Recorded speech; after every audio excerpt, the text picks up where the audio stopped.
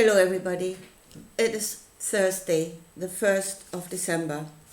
I just watched a video that I want to talk about. And that video was, Did Moses Exist? The Myth of the Israelite Lawgiver. And in that video a woman was interviewed, D.M. Murdoch, who wrote several books about the myth of Moses.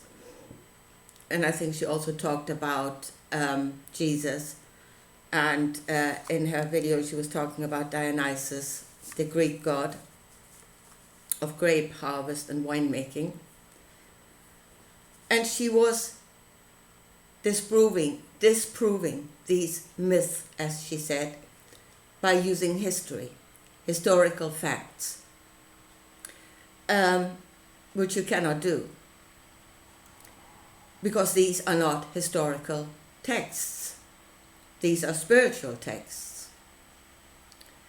So that is like chemistry trying to disprove physics, or an apple calling a pear a liar for being a pear. It's apples and pears.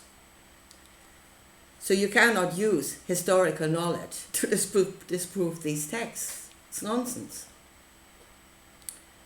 But it is being done a lot at the moment. People use history or they use religion to destroy these teachings. And they are neither.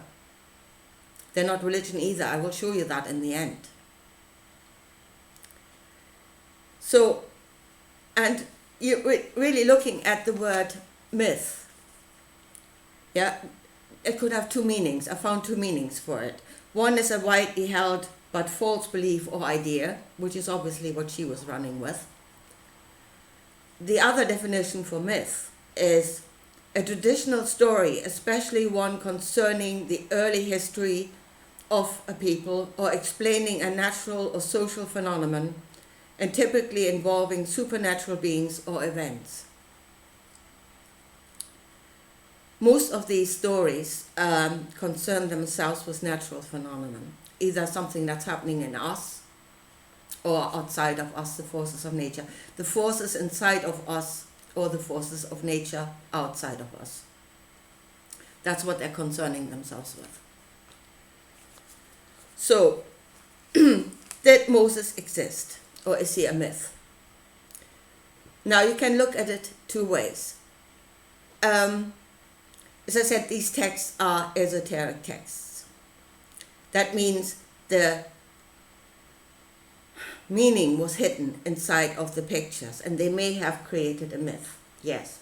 So one possibility is Moses was an actual person, a spiritual leader of his people that had a knowledge. He was the embodiment of that knowledge, he had that knowledge, and he was real. One possibility. The other possibility is that they created a myth. That is to say, a bunch of people maybe even that had a knowledge created a story, and they created a character that would be the embodiment of that knowledge. And then they created the story to see what that knowledge would do. Was he real, or was he a created character that embodied the knowledge? It actually doesn't matter. It doesn't matter one way or the other. The only thing that is important is the knowledge that he embodied and what that knowledge would do, which is the knowledge of the forces within us and how to manipulate people, really. That is what we need to understand. So that's a completely stupid discussion to have to start with. It doesn't matter. It's completely immaterial. But again, people are being driven and having that discussion endlessly, and they're going, again, completely past the point. So then she had a lot of in the video where she compared, as I said, Moses to Dionysus, who is, as I said, the ancient god of grape harvest and winemaking, and of insanity and ritual madness. If I show you what he is, again, he is the embodiment of That is the embodiment of a thought, of a knowledge. Anyway, so she compared the two, like they both crossed the sea, they both had a staff. In the depictions they had serpents around them, or they had a staff that if you throw it to the ground it would turn into a serpent. And again, not asking, this is an esoteric text, not asking what is the meaning of staff, what is the meaning of serpent, what were they actually doing, what are they? No, she went on going, oh, the Greeks have probably plagiarized this from the Hebrews, or maybe the Greeks came first and then the Hebrews plagiarized it from them, and stuff like that. Again, completely past the point. What this shows to me, that there are so many similarities between them, is that the Greeks and the Hebrews used the same symbolism. And I would say they were in cahoots with each other. They were at least in conversation with each other. So again, esoteric meaning only if you have the key, the meaning to those things. And so the Greeks could talk to the Hebrews. They were using the same symbols.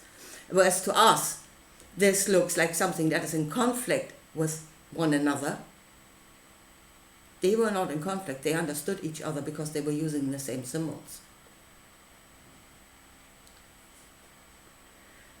Anyway, so what we must really do is to look at the story, and we must give meaning to the symbols. Use those meanings as keys to unlock the stories. Give a definition to staff, give a definition to serpent, and then see, when you use those two definitions, how the story would unfold, what it is showing you. So I'm trying, again, I'm giving you a couple of definitions for staff and for serpent, what I can see. I don't know if you can have other definitions, if they would create a different story. But this is what I'm seeing. Yeah? And if you see the staff as your knowledge of this reality, it is what you're holding on to. You're holding on to the knowledge of this reality, and you can maneuver in this reality because you know the parts of it. A chair is a chair, a table is a table, and you don't run into the wall. And even outside society, you know the rules of society that again have been created, but you are maneuvering. That is your staff that you're holding on to. But, and I've seen it in many teachings, throwing the staff into the dust. As I said, it is in Moses, it is with Dionysus, it is in the Kabbalistic texts. I've seen it there. So what that basically means is you take your knowledge of reality, that which you're holding on to, and you're throwing it into the dust. You're saying it's nothing. And then it creates a serpent. And that is the expansion of the mind into other possibilities. Once you let go of the stuff that says, it is like it is and it can be no other way. If you throw that into the dust, then you can expand into other possibilities. And then what is creating the serpent? How do you throw your staff into the dust? And there is where Dionysus and Moses are definitely not the same, because there are different ways of doing it. In fact, there are several different ways of doing it. The very first one was in the garden, the first serpent, and that was doubt. For Eve started doubting what was going on around her reality, what she knew to be so. And that threw the staff into the dust. Yeah, it was crumbling around her because she was doubting whether it was good or bad. That was her question. And out of that came reason and the expansion into other possibilities. You have again, in a completely other a teaching, you have the Kundalini, which is also a serpent, which is something that happens inside of your body, where whatever rises up and causes a chemical reaction in your brain, and you have a little firework of serpents going on there, an expansion of the mind. It is really taking the mind out of the box. That's what that means. So that there's another way. It is not one way or the other. There's not just one serpent. There's not just one way. There's several ways of doing this. Dionysus, obviously, being the ancient god of grapes and wine harvest, that might lead to insanity or ritual madness if you're drunk as a skunk.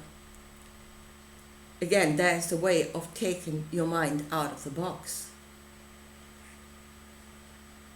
And that might not be, you could go further than just alcohol. You could say drugs would be the same way, where you detach your mind from this reality in a chemical way. Only you're inducing it yourself rather than it being produced by your body.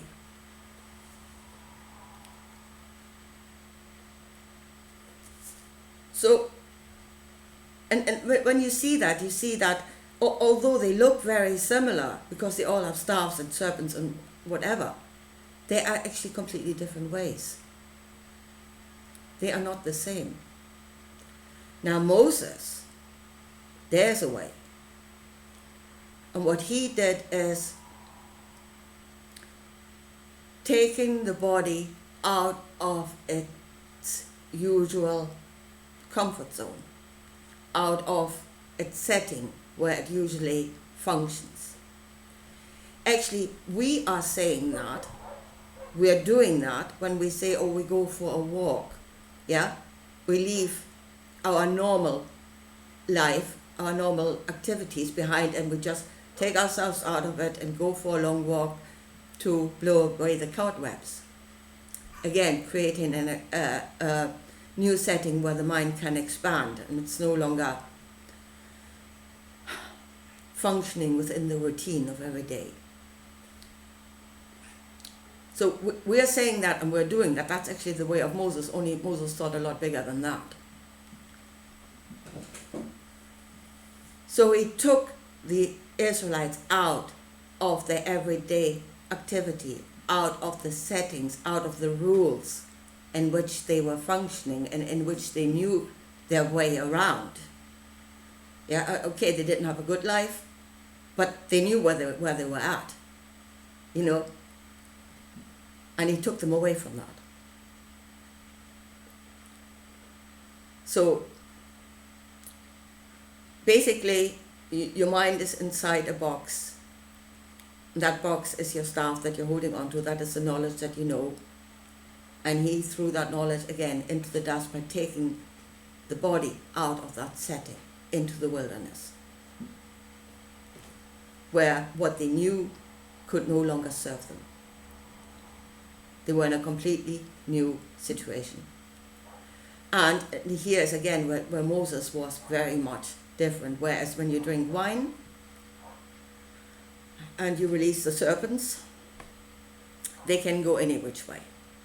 Yeah, there's very little restraining you whenever you're completely drunk. And they're free to roam. And I mean, again, we don't see that as a spiritual experience, do we? We wake up in the morning very much back in reality, and it hurts. And as far as the spiritual experience is concerned, we rather forget what we said the night before in our loosened state. But I mean, that's what it is.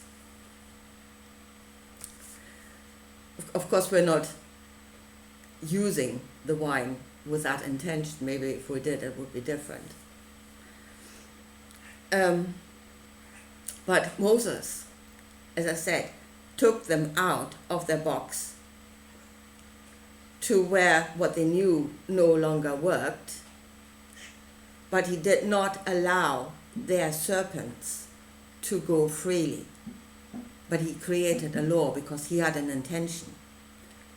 And whatever they knew should serve that intention. So yes, it was not so much an expansion of the mind as a wiping of the mind and then programming it with a different program. So again, in that, Moses and Dionysus are in no way the same. They're not. But it is only when you start looking at these texts for what they are, esoteric spiritual teachings, and you start unlocking them, that you can see the differences. So, most of it is actually not that far out.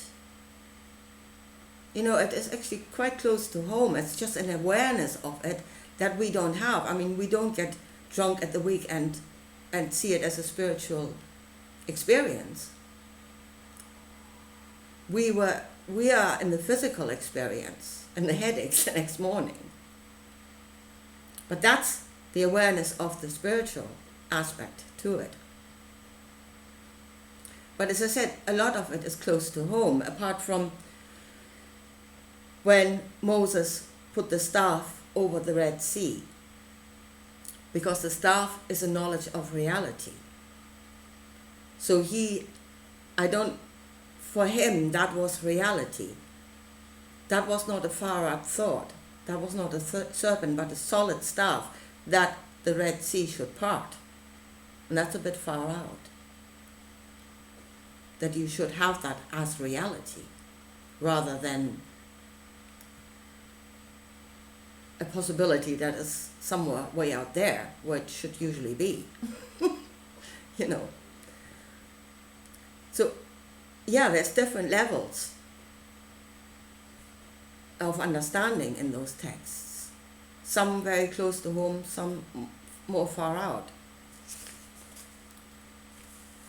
So, but, as I said, do not come at these texts with history, physical history, and do not come at these texts with religion, because that is not what they are. Now, they have been misused. That knowledge has been misused. That understanding has been misused. And first of all, it's religion is very much the driving force of this, because they are actually teaching the pictures that have the hidden meaning as reality. They do not allow you to go any deeper into it, but this is how it is. There was a man called Moses, and so on and so on. And there was a man called Jesus. And just repeat after me. So people cannot go any further than that. And then those texts are being used to either have power over them, to drive them into fear, or to threaten them with some God that will come and get them, or also to make a profit, make money out of it. Well, again, apparently during the period of the belief in Dionysus, the wine industry was thriving. And somebody made a good fortune out of it. But this is the misuse of the knowledge, both religion and the financial gain out of it. And that is by keeping you on the lowest level. That is the only way they can use that, is on the lowest level of understanding, and that is in the picture book. And as I said, do not try to disprove these texts on that level and then say it's nothing. Go and burn your Bibles. It's nothing. You burn that knowledge for all of us, for the plebs that are actually trying at the moment to get into that. Just burn the text so that the plebs can't get in there. They are not going to burn their texts. They will not forget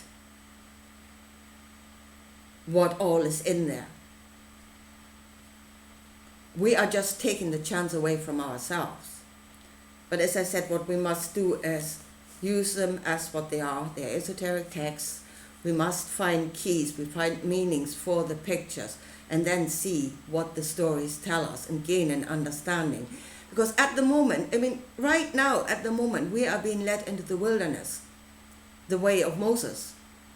They're using that. They're using that knowledge right now, where everything that we knew has been taken away from us, so that we have no more staff to hold on to, a reality to hold on to. It will all turn into serpents, and at the moment for so many it does. It turns into serpents. And our thoughts are going everywhere, like we're drunk. All possibilities. And until we don't know where we're going anymore, and then they will create a new teaching that we can again hold on to when we're lost, completely lost. That's what they're working on us right now. And that is the understanding we must have, so we can do something about it. Because I can see people going into all directions. Flying off into the sixth dimension, that there's no more definitions at all out there. Nothing to hold on to.